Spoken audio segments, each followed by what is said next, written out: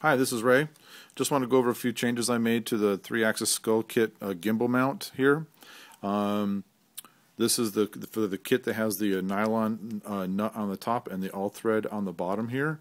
The changes that I made was there is a regular 1/4-20 nut here that actually looks a lot like this, a regular 1/4-20 nut, and the problem is that it would come loose.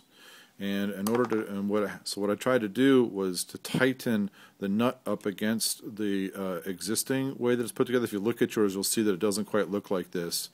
And what happened was, by turning this nut in order to make things tight, and pushing all this up, it actually pushed this off the end. The nylon top nut, it pushed it off the top of the rod. It stripped the threads out and pushed it off, because this nylon is not designed to take that kind of tension against it, to try and keep this tab from rotating on the all thread.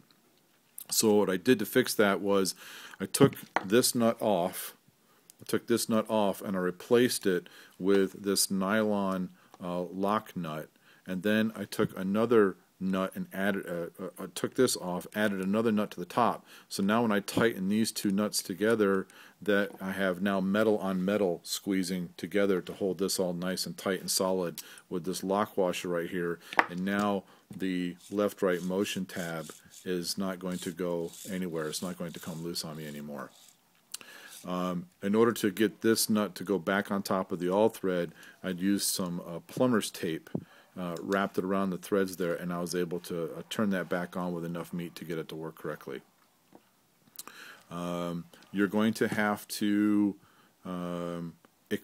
readjust the length of this linkage, because when you add this new nut up here on the top, it pushes this tab down the shaft a little bit, the thickness here, this thickness down, which it makes this have to be a little bit longer to properly align at the 90 degrees that Mr. Chicken was talking about in the class. Okay, so just something to keep in mind if you decide to make this modification.